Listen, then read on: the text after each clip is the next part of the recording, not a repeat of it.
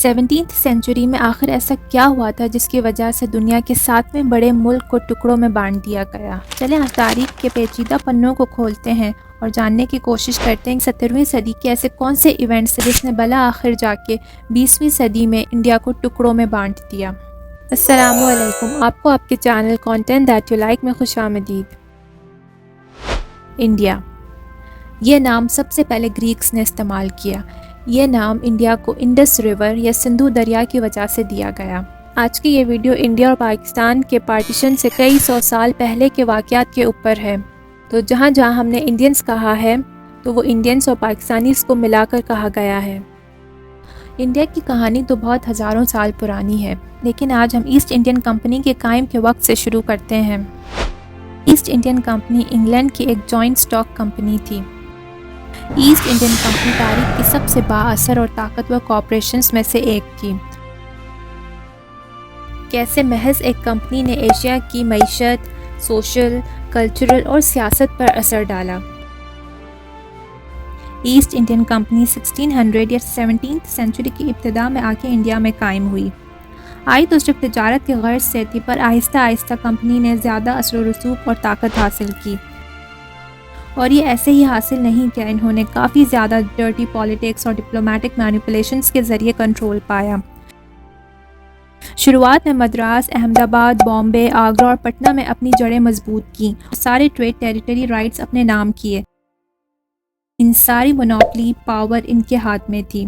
Portuguese, French اور Dutch کے ساتھ جنگ کر کے ان کو بھگا دیا۔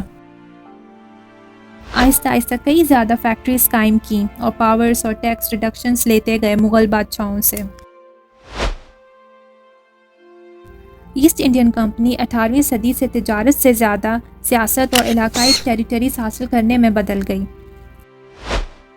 ایسٹ انڈین کمپنی نے مغلیہ سلطنت کے زوال اور علاقائی طاقتوں کے عروج کا فائدہ اٹھایا، جہاں نواب اور زمینداروں کو آپس میں لڑوایا اور مخالف گروہوں کے ساتھ مل کر چھوٹے چھوٹے ایمپررز کے راستے سے ہٹاتے گئے۔ کمپنی نے فرینچ، مراٹھا، سکھ اور کچھ انڈین اسٹیٹس کے ساتھ جنگیں لڑیں اور مزید ایریاز پر کنٹرول حاصل کیا۔ ایسٹ انڈین کمپنی اپنے فائدے کے لیے ٹیکس کا خاتمہ کروانا چاہتی تھی اور الٹا علاقائی لوگوں پر ٹیکس لگانا شروع کر دیا، اور ریسورسز کو کافی حد تک ایکسپلائٹ کیا گیا۔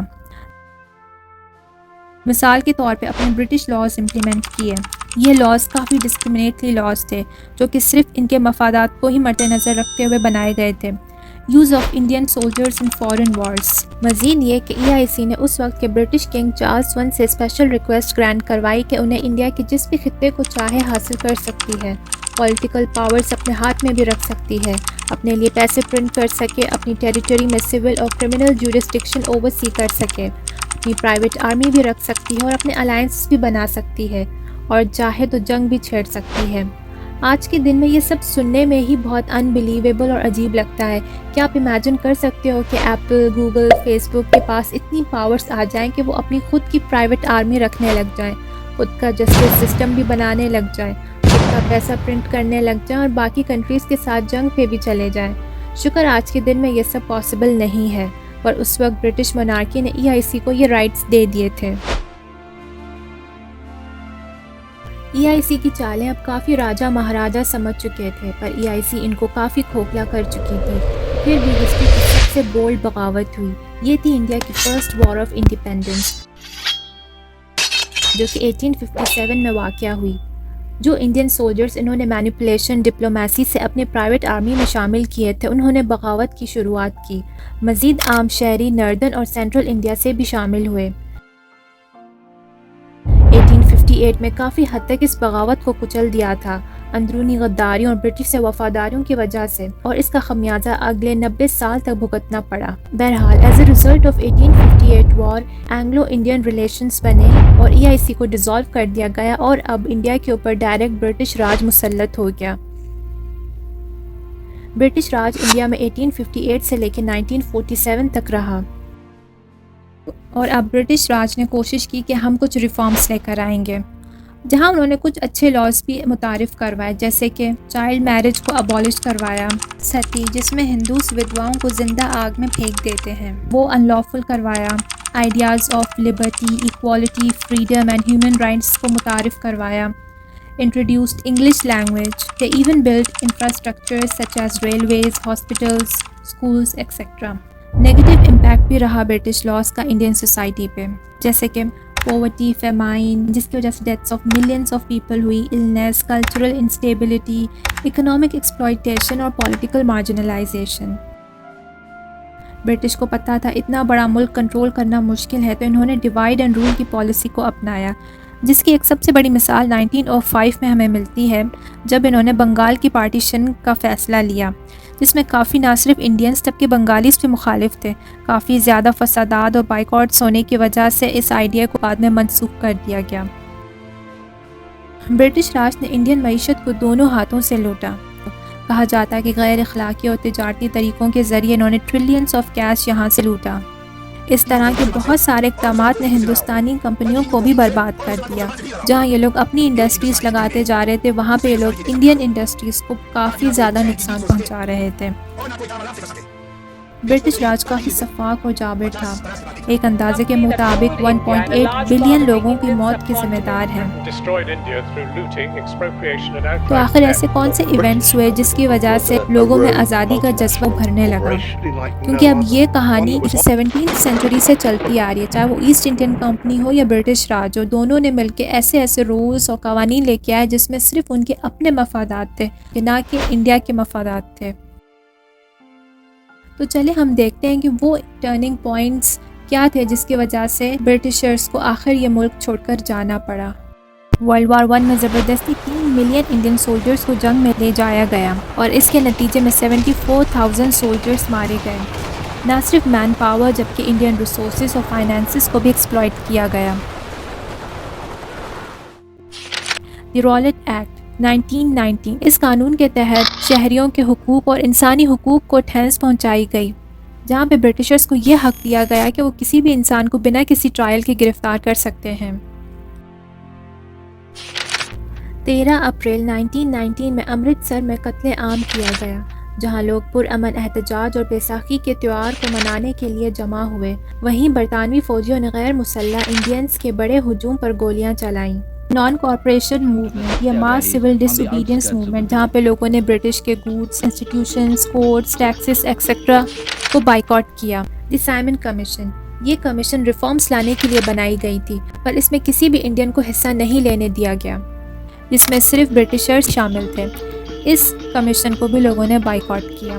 اس کے علاوہ بھی کئی واقعات ہوئے، جیسے کہ دا سالٹ مارچ، دی راؤنڈ ٹیبل کانفرنس، انڈین فوجیوں کی بغاوت اور آخر میں دوسری جنگ عظیم، جس نے برطانوی سلطنت کی اکانومی کو ہلا کے رکھ دیا۔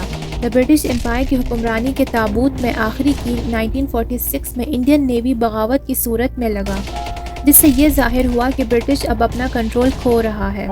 لوگوں کے اندر کے صبر کا پیمانہ لبریز ہو چکا تھا اور اس بات کو برٹشر سمجھ چکے تھے کہ اب ان کے جانے کا وقت آ گیا ہے، اور آخر لوگوں نے آزادی لے کر ہی دم لیا۔ برطانیہ کے نکلنے کے وقت جو بیج بویا گیا تھا اس کو کاٹنے کا وقت آ گیا تھا، وہ تھا ہندو مسلم فسادات۔ ایسے وقت میں عروج پہ تھے۔ اس کی ایک مثال 1946 کے کیلکٹا فسادات ہیں، جو کہ گریٹ کیلکٹا کلنگ کے نام سے بھی مشہور ہے۔ 4 دن تک بنگال میں ہندو مسلم فسادات جاری رہے، جس کی وجہ سے 5,000 سے 10,000 لوگ مارے گئے اور تقریباً 15,000 زخمی ہوئے۔ ایسے بڑے اور چھوٹے آئے دن واقعات ہونے لگے۔ ہندوستانی مسلمان انگریزوں کے بعد ایک ایسے ہندو میجورٹی ملک میں رہنے کے لیے فکر مند ہونے لگے، اور اس کے برعکس کانگریس پارٹی کے رہنما موہن داس گاندھی اور جواہر لال نہرو ایک متحدہ یا یونائٹڈ ہندوستان کے خواہش مند تھے، جس میں تمام مذاہب کے لوگ اکٹھا رہیں، پر اب پانی سر سے اوپر جا چکا تھا۔ انڈین مسلمانوں نے ایسے سیاسی لیڈرز کو سپورٹ کرنا شروع کر دیا جو کہ ایک الگ ملک کا مطالبہ کر رہے تھے، جس میں سر فہرست ہے آل انڈیا مسلم لیگ کے لیڈر محمد علی جناح۔ ہندوستان کے مرکزی اور جنوبی حصے میں ہندوؤں کی کثرت تھی اور مسلمانوں کی شمال ویسٹ اور شمال ایسٹ کی سائڈ کثرت تھی۔ پارٹیشن کی وجہ سے بھی لوگوں نے کافی زیادہ مشکلات اٹھائیں۔ انڈیا کی پارٹیشن کو ہسٹری میں دنیا کی سب سے بڑی ہجرت بھی کہا جاتا ہے۔ تقریباً بارڈر پار کرنے کے لیے 15 ملین لوگوں نے سینکڑوں میلوں کا سفر طے کیا۔ بہت سے لوگوں کو گھروں اور گاؤں سے نکال دیا گیا۔ ہزاروں کی تعداد میں ہندو مسلم عورتوں کو اغوا کیا گیا، ان کے ساتھ بدسلوکی کی گئی اور بہت کچھ۔ پارٹیشن کے بعد بھی انڈیا اور پاکستان نے آپس میں کافی جنگیں لڑیں۔ پارٹیشن کے بعد تقریباً 1947 سے 1948 اور 1965 میں 2 جنگیں لڑیں اور 1999 میں کارگل کلیشز بھی ہوئے۔ جب پاکستان ٹوٹنے لگا تو انڈیا نے بھرپور بنگلہ دیش کو سپورٹ کیا اور بنگلہ دیش کو پاکستان سے آزادی دلانے میں 1971 میں اپنا بھرپور کردار ادا کیا۔ وقت کے ساتھ ساتھ پاکستان ایک مسلم میجورٹی ملک بن گیا اور انڈیا ایک ہندو میجورٹی ملک بن گیا۔ مجھے امید ہے آج کی اس ویڈیو سے آپ کو بہت کچھ جاننے کو ملا ہوگا۔ دعا میں یاد رکھیے۔ اللہ حافظ۔